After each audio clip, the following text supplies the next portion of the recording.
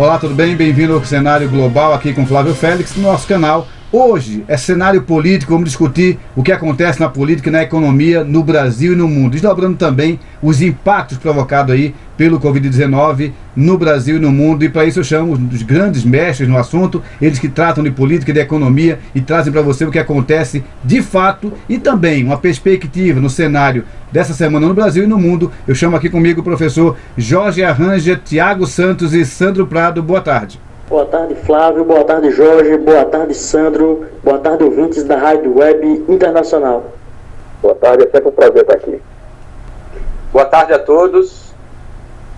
Bem, pessoal, vamos começar então desdobrando aí alguns assuntos relacionados ao que acontece na política e particularmente agora a situação no Brasil. Tiago Santos, qual o panorama hoje, Tiago, com relação dos poderes no Brasil? Principalmente aí o presidente Jair Bolsonaro e as nossas casas representativas, os parlamentos, né? Tanto o Senado como a Câmara Federal, Tiago. Como é que anda essa relação, Tiago Santos?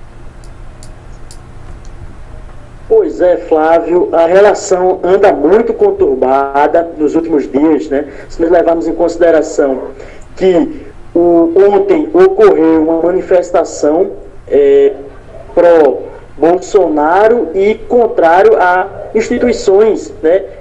Principalmente o Congresso Nacional, e um ataque muito grande ao presidente da Câmara, Rodrigo Maia, né? Que inclusive repudiou veementemente a manifestação que ocorreu, que era a favor da intervenção militar, que a gente sabe que é inconstitucional, né? É algo que é inconstitucional. E o que acontece? Hoje o presidente Bolsonaro está com uma relação muito conturbada com o Congresso Nacional, tanto a Câmara quanto o Senado, porque tem algumas medidas que precisam ser adotadas, algumas medidas provisórias que precisam ser votadas, senão vão caducar, né?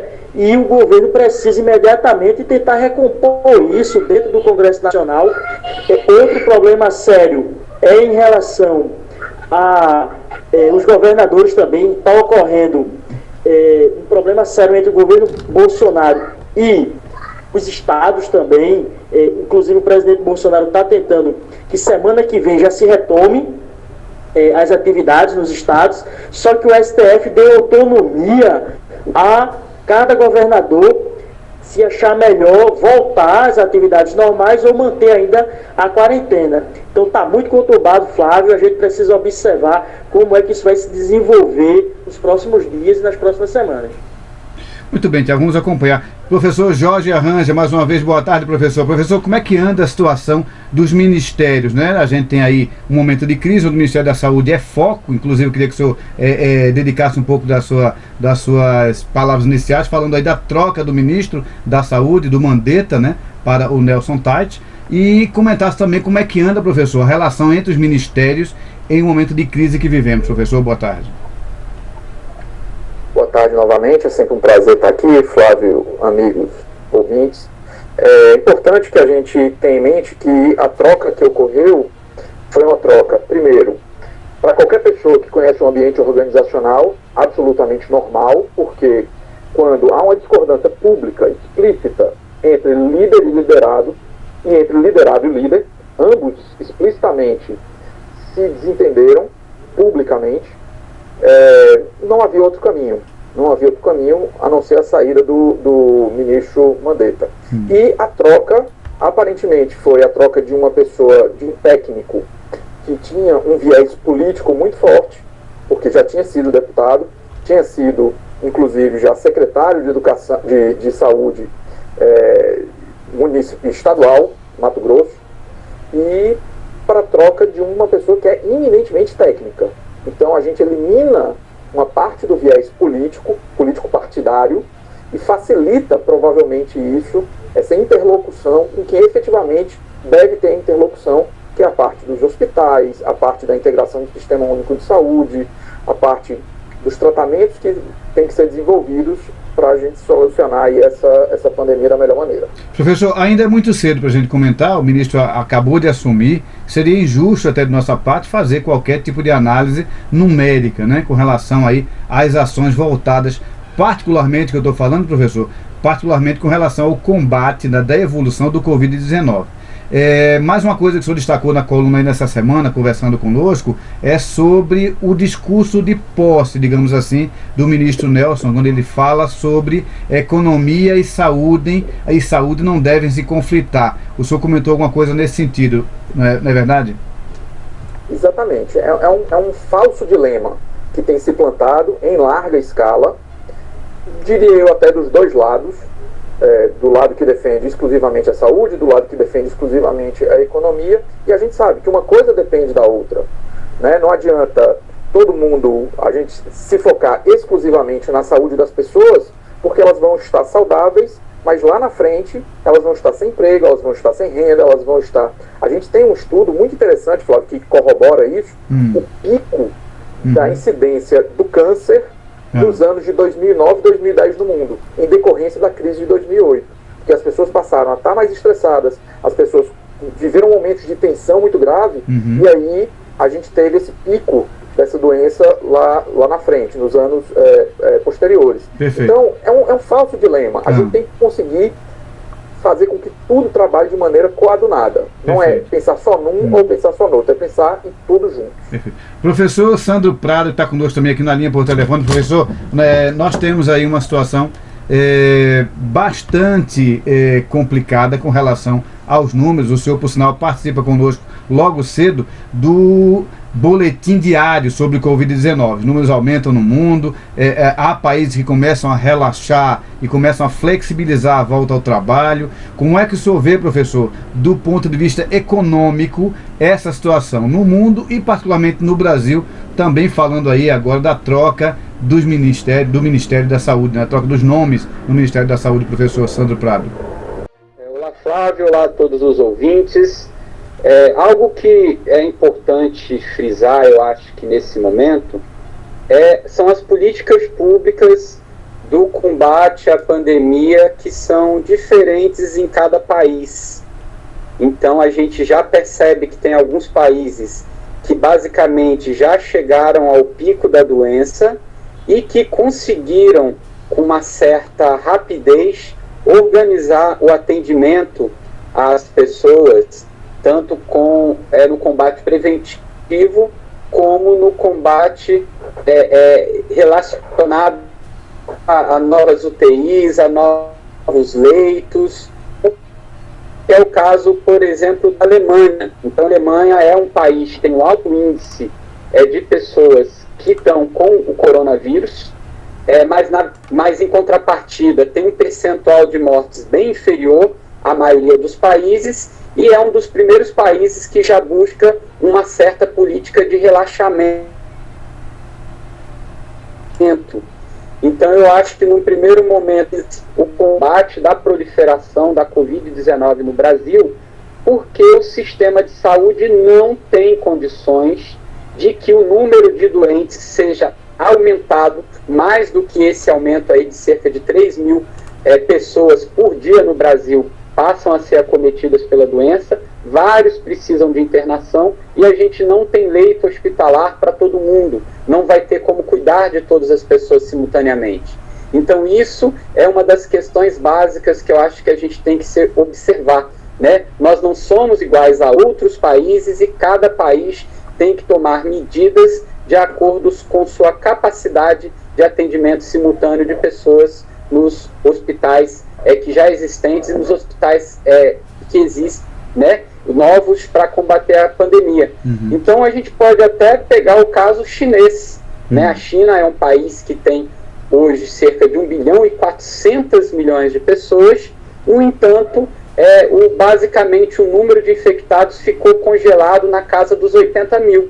E aqui no Brasil a gente já está com quase a metade do número de pessoas que pegaram Covid-19 na China e com esse número crescente. Professor. Então, a partir do momento que a gente consiga reduzir a curva, consiga minimizar o número de novos doentes, a gente já pode falar, aí sim, em abertura de alguns pontos comerciais, de escolas. Mas, a princípio, eu acho muito precoce qualquer tipo de discussão que vá por essa linha. Professor, mas de alguma forma geral, há um reclame, né, muito grande de alguns economistas que avaliam que o Brasil, não só o Brasil, como alguns países, não tem condição de suportar muito tempo. Eu vou passar a palavra para o Jorge Arranja, que ele está pedindo aqui a palavra para desdobrar. Jorge, como eu estava falando e comentando com o professor Sandro Prado agora, há algumas pessoas que fazem uma conta, nessa conta é verificado que entre alguns países o Brasil não daria conta de segurar por muito tempo alguns setores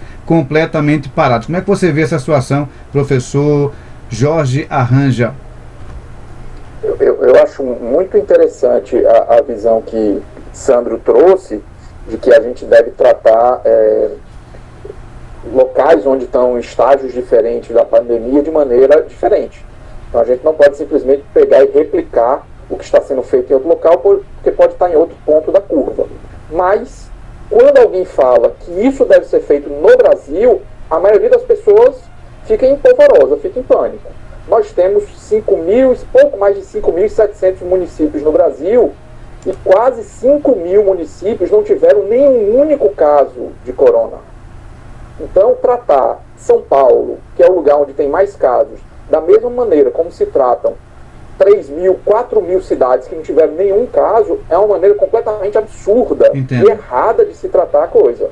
A gente deve tratar olhando caso a caso e não dizer a regra é fecha o Brasil inteiro, fecha o comércio no Brasil inteiro, independente se tiver muitos poucos ou nenhum caso de corona. Professor, o senhor lembra muito recentemente uma fala do governador Ronaldo Caiado do estado de Goiás, falando do estado dele, né, que ele iria trabalhar uma forma de retorno, isso numa entrevista recente aí à Band News, mas de forma inteligente, avaliando local, área, município, essa análise pontual, como o senhor acabou de fazer aí, talvez por município, né? E a gente tem que considerar que algumas atividades econômicas do Brasil estão muito localizadas, o Parque Fabril de algumas indústrias, em cidades mais afastadas até das grandes capitais, né? Por exemplo, aqui em Recife mesmo é um caso, nós temos um polo, né, mais industrial voltado para Goiânia. Em São Paulo existem regiões, outras cidades de São Paulo que abrigam as grandes empresas.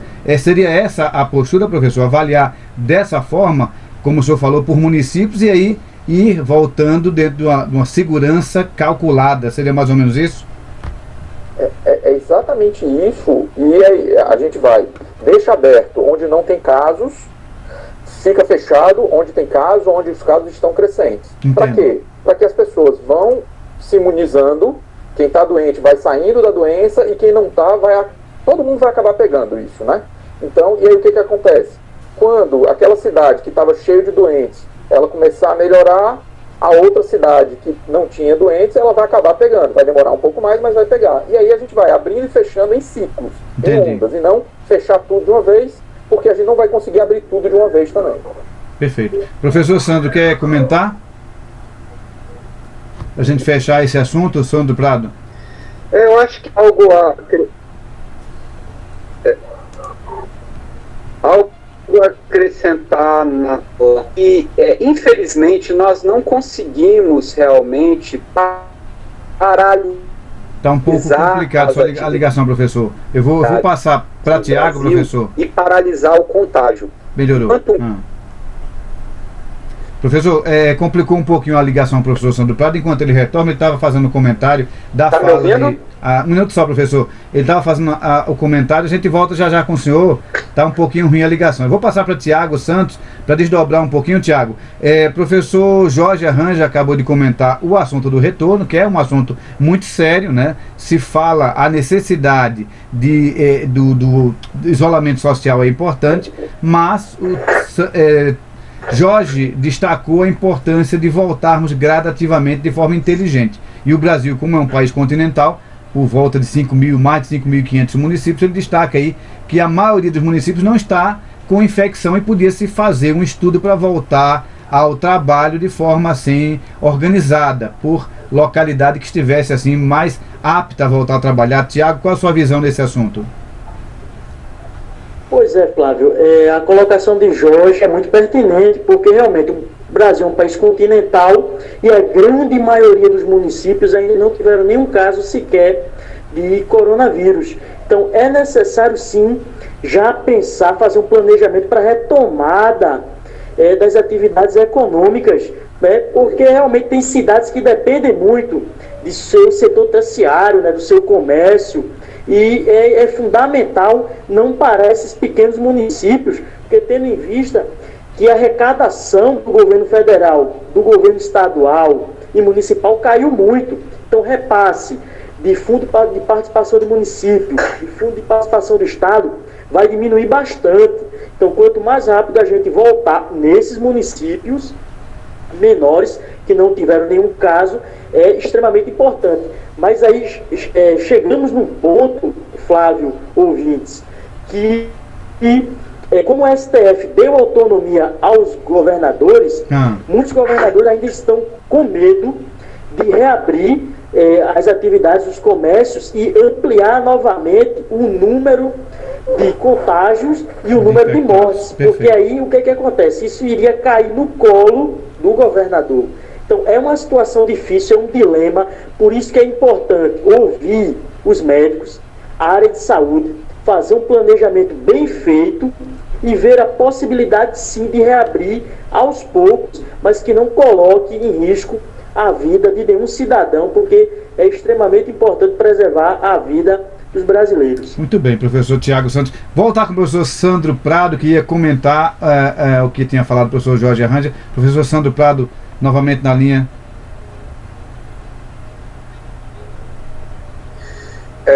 Flávio, eu acho uma questão que é importante a gente observar e refletir, é que para haver o retorno das atividades laborais,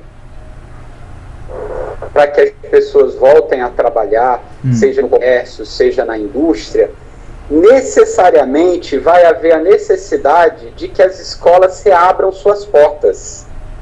Por quê? Porque na realidade hoje a gente sabe que a economia ela é dependente das escolas, ou seja, para que os pais, as mães possam voltar a trabalhar, a rotina de trabalho, elas precisam deixar os filhos nas escolas. E é justamente nessas aglomerações escolares, a criança que tem menos esse senso, essa percepção adulta, pelo menos é o que a gente acha, de se proteger, que ele possa pegar esse vírus nas escolas e trazer para casa, para passar para os seus pais, para os seus avós. Então, realmente não é uma questão muito simples da gente definir. E como o Jorge estava falando dessa questão de ter ações secundárias, isso realmente a gente poderia fazer se tivesse um líder, um presidente que não fosse tão, digamos assim, amalucado um pouco nas suas ações. Porque se a gente tivesse uma liderança que já tivesse colocado isso em pauta, talvez isso pudesse estar sendo discutido mais a miúde por toda a sociedade para a gente achar esse meio termo. Acontece que o presidente, em atos totalmente descabidos, aparece em aglomerações, aparece apertando a mão das pessoas, pegando o celular, tratando essa pandemia como se fosse apenas uma gripezinha, como ele mesmo disse. Então, ao invés dele estar colaborando para essa união e para esse racionalismo dessa reabertura gradual de postos, né, de trabalho, das pessoas estarem trabalhando, ele traz uma forma muito opositora a tudo que está acontecendo. Infelizmente, isso é péssimo ao país. A gente precisava de alguém mais equilibrado para estar gerindo a nação nesse momento, estar sentado, discutindo com governadores, com lideranças, e é isso que o nosso presidente não faz. Muito bem. Professor Jorge Arranja. Só para fazer uma observação, positivo. Nem que o presidente Bolsonaro quisesse, ele poderia reabrir ou fechar nada. Perfeito. Porque essa incumbência, de acordo com o STF, é de exclusividade dos governadores e prefeitos. Então, perfeito. Não é dizer, ele quer ou ele não quer, ou ele é malucado ou ele não é. O STF diz, quem manda nisso é governador e prefeito, não certo. É o presidente. Ok. Pessoal, gente, eu quero encerrar esse ponto, mas ficou uma oportunidade muito boa de a gente falar sobre relação, né? Não seria um momento, a gente sempre acha que política sempre é um momento de uma mudança, né? Não seria um momento de pelo menos temporariamente, essa relação entre os governadores e o presidente sofrer uma alteração e, se é possível, a quem caberia promover esta mudança. Hoje a relação entre os estados e os governadores e o presidente não é uma relação muito boa, né? A gente vê pelo número de adesões aí, às vezes, a uma proposta ou uma posição do presidente. Mas não seria interessante agora, um momento de coalizão, de sentar à mesa, mesmo que sendo, obviamente, através, como nós estamos fazendo aqui, através das mídias, né? Através das conferências, conversar para que haja um trabalho, porque Jorge destacou muito bem, o trabalho decide, a decisão final caberá aos governadores, né? Mas eu acho que conversar de uma forma geral não seria algo interessante. O que é que vocês acham? Realmente, Flávio, é muito importante que haja uma convergência do governo federal e dos governos estaduais. É importante que sentem à mesa, mesmo que à distância, e entrem num acordo para fazer um planejamento de que forma, por exemplo, recursos na saúde podem ser destinados às cidades que vêm sofrendo com a pandemia de forma mais forte, mais efetiva, como é o caso de Manaus, de Fortaleza, né, São Paulo, Rio de Janeiro, que vem sofrendo mais.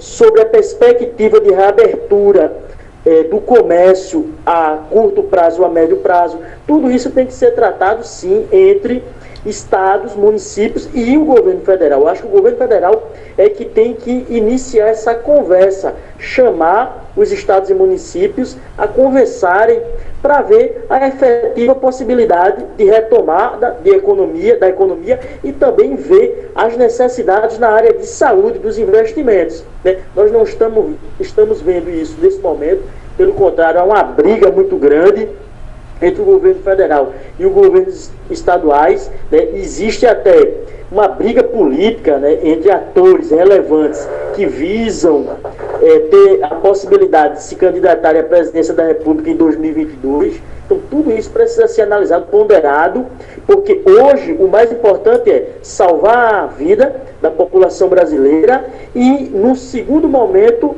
voltarmos o mais rápido possível a ter a nossa economia pujante para eliminar esse desemprego que vem assolando e vai prejudicar ainda mais a nossa economia na retomada. Perfeito, Tiago. Professor Jorge Arranja. Sem dúvida, como o Tiago falou, a prioridade aí, número 0, é a gente cuidar das pessoas. E aí me causa muito estranhamento a gente ver estados em larga escala, não só no presente, mas no passado recente também, se utilizando, por exemplo, do mecanismo de não ter licitação para fazer compras de produtos muito acima do preço de tabela, mas muito acima. Então a gente sabe que, infelizmente, a nossa classe política não é uma classe, de maneira geral, que preza pelo uso racional do recurso público, e muitos deles estão se aproveitando para comprar produtos sem fazer licitação, por preços muito acima da prática de mercado. Infelizmente, isso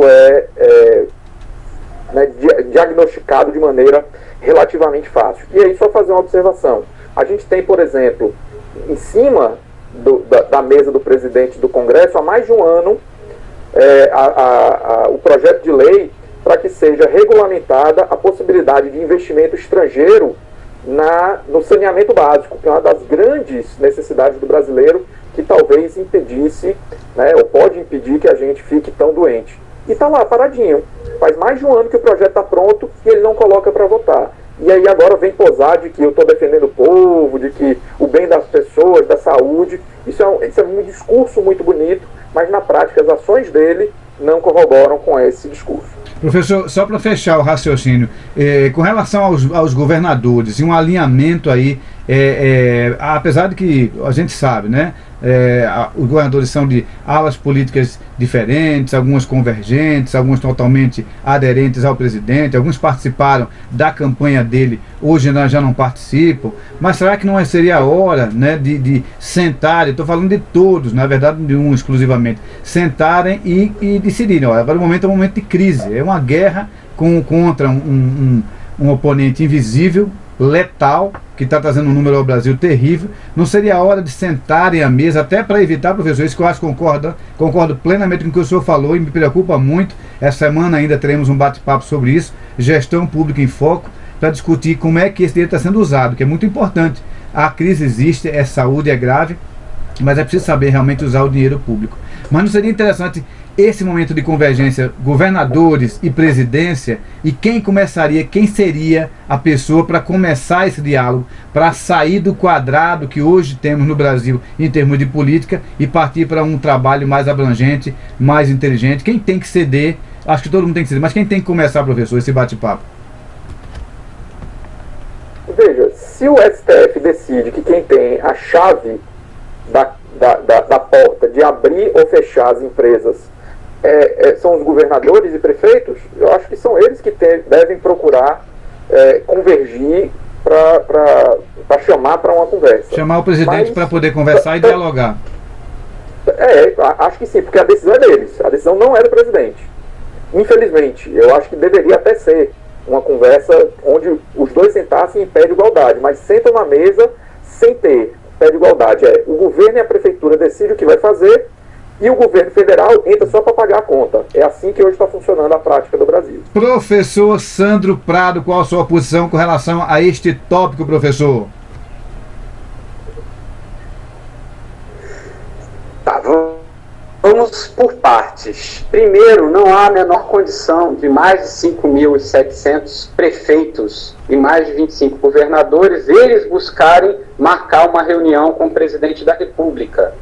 Na realidade, quem teria que tomar a frente dessa grande reunião em prol de um inimigo comum é indubitavelmente a presidência da República. Todos nós temos que mesmo governadores que eram aliados ao atual presidente da República tiveram fortes atritos com ele. Então hoje, essa colocação de Bolsonaro oposicionista e conflitante faz com que grande parte dos governadores nem sequer tem a menor interesse em sentar à mesa com ele para discutir, pela forma como ele se coloca nas mídias sociais, pela forma como ele se coloca em público, batendo diretamente no Senado, nos governadores, nos prefeitos, ou seja, ele é um grande criador de encrenca. Então, como que nós vamos ter uma grande reunião, uma grande coalizão federal no combate ao coronavírus com um líder da nação tão briguento e tão despreparado como é o senhor Jair Bolsonaro? Outra questão é que a partir do momento que o STF colocou que ficou a cargo dos estados e municípios, isso foi decidido recentemente, a semana passada, eu acho que dessa forma fica um pouco mais fácil para os estados e prefeitos planejarem a reabertura gradual de comércio em alguns locais. Porém, quem tem a chave do cofre é o governo federal. E o governo federal ele não está enviando esses recursos para os municípios que realmente mais precisem, e sim para os seus aliados políticos, que são poucos. Então, na verdade, está tendo uma grande guerra política. Essa guerra política é culpa da presidência da República, é culpa dos governadores, é culpa da Câmara, do Senado, não tem ninguém limpo nessa história, mas o que está acontecendo é que toda a população brasileira está sendo e continuará sendo extremamente prejudicada por causa dessas brigas políticas que estão acontecendo. E quem começou isso foi logo o presidente da República, que ao invés de estar governando, já está fazendo campanha política para uma pretensa reeleição, nem chegou ainda a 1/3 do seu mandato e já começa com essa disputa política com amigos de primeira hora, como Witzel, como Dória. Então fica muito difícil sentar a uma mesa e se chegar a um acordo. Eu realmente fico muito temeroso do que está por vir ainda, do que está por acontecer, por falta dessa minimamente conversa, dessa mínima dignidade desses governadores e presidente da República de sentarem à mesa para conversar, esquecendo um pouco o partidarismo e a política. Muito bem, professor, muito obrigado. Momento de diálogo, realmente, né, professor? Vamos então falar em política, aproveitar o seu gancho, que o senhor falou aí de política, professor. Tiago Santos, o que podemos dizer sobre eleições, Tiago? As eleições serão em outubro, serão adiadas, haverá realmente a junção aí dos mandatos? O que é que está acontecendo no cenário com relação às próximas eleições, Tiago Santos? Pois é, Flávio, Nós tivemos, inclusive, na semana passada, a eleição do ministro Barroso, né? É o novo presidente do Tribunal Superior Eleitoral, e ele deu entrevista, Flávio, dizendo publicamente que as eleições estão mantidas, sim, a princípio para outubro, como diz a Constituição Federal, no primeiro domingo de outubro o primeiro turno e no último domingo de outubro o segundo turno.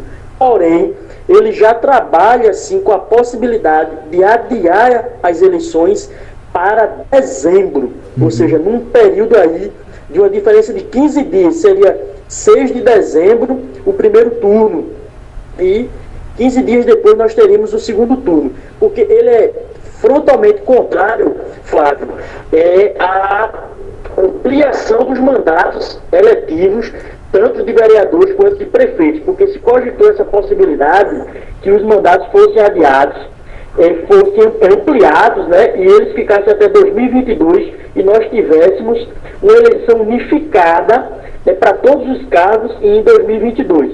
E aí ele rechaçou essa ideia, porque como eu já havia falado anteriormente, tem aqueles que são favoráveis a uma única eleição de todos os cargos, e tem aqueles que dizem que não, devemos ter eleições de 2 em 2 anos, e ele também é um dos que é favorável de eleições de 2 em 2 anos. Então, que isso iria fortalecer a democracia brasileira quando coloca o cidadão de 2 em 2 anos nas urnas para votar. Então, ele é contrário a essa ideia de eleições unificadas em 2022 e disse que está mantida a eleição com possibilidade, sim, de adiamento para dezembro. E nós não podemos esquecer, Flávio, só para eu concluir, certo, que as urnas eletrônicas do Brasil são fabricadas na China. Sim. Então, houve uma paralisação dessa fabricação lá, né? Então, agora que o governo chinês volta a retomar a sua indústria lá, e existe a possibilidade de atraso na entrega de urnas eletrônicas. Entendo. Então, isso também pode ser um ponto que venha culminar com adiamento para dezembro das eleições. Perfeito. Mas no primeiro momento está mantido para outubro. Muito bem. Muito obrigado, Tiago Santos.